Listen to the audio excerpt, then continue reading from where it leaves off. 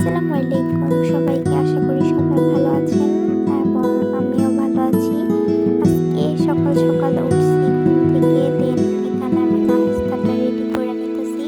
আজকের নাস্তাটা ছিল একটু ভিন্ন, চা ছিল, সাথে কলা, তারপর পাউরুটি ছিল। আজকে চাটা বেশ মজা হয়েছে খাইতে।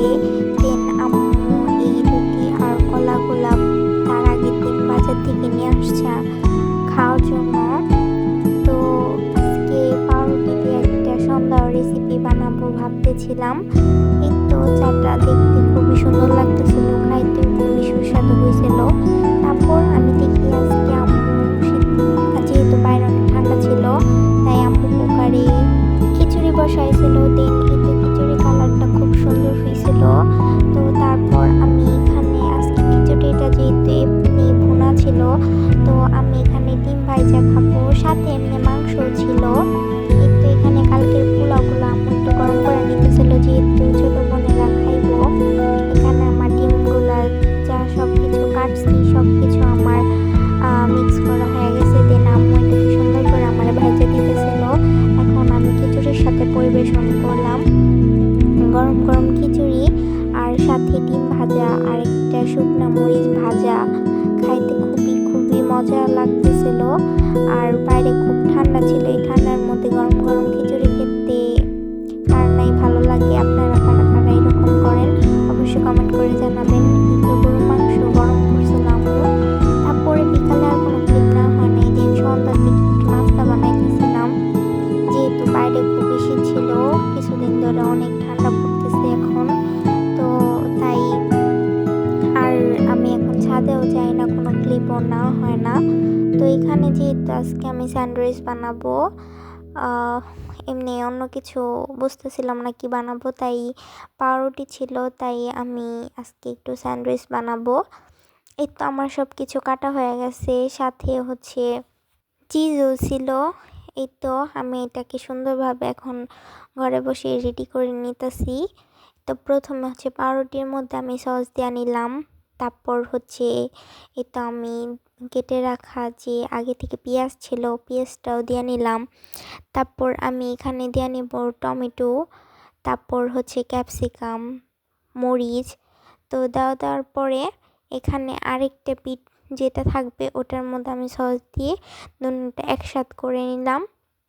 দেন এই তো আমার রেডি।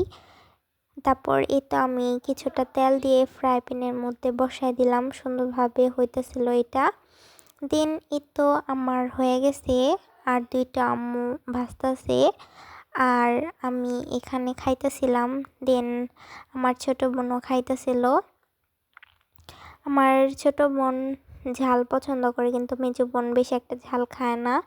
তো আজকেও প্রতিদিনের মতো একটু ফল ছিল বাসায়, যেহেতু সবসময় আম্মু বাজারে গেলে ফল আনে, তারপরও বাসায় ছিল।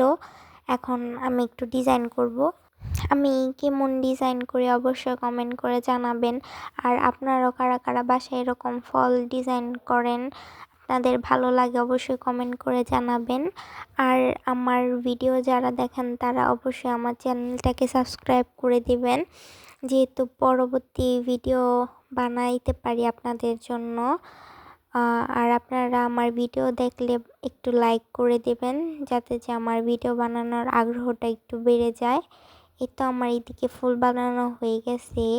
আম্মু আমাকে এখানে সব কিছু কাটাকাটিতে হেল্প করতেছিল, আর আমি ভিডিও করতেছিলাম। দেখতে মাশাআল্লাহ অনেক সুন্দর লাগতেছিল, আর এখানে এগুলাও খাইতে ভালো হয়েছিল। তো আপনারাও এভাবে ট্রাই করতে পারেন, আপনাদেরও ভালো লাগবে করলে।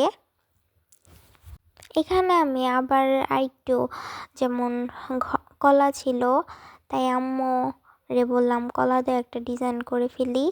তো সাথে এই তো কলা, গাজর, তারপর হচ্ছে শসা, দেন আঙ্গুর দিয়ে একসাথে সুন্দরভাবে একটা ডিজাইন করে নিলাম, সুন্দর একটা প্লেটে পরিবেশন করলাম।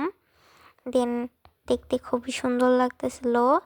তারপর আবার একটু মাঝখানটার মধ্যে চেঞ্জ করে নিলাম। এটা হচ্ছে টমেটো আর একটু কলা দিয়ে আবার ভিন্নভাবে ডিজাইন করে নিলাম। আপনারা আমার ভিডিও দেখেও একটু ট্রাই করতে পারেন এরকম নিয়মে, যে আমি কিভাবে বানাচ্ছি। তো আপনারা একটু ট্রাই করবেন বাসায়। আমার কাছে এটা খুবই ভালো লাগে।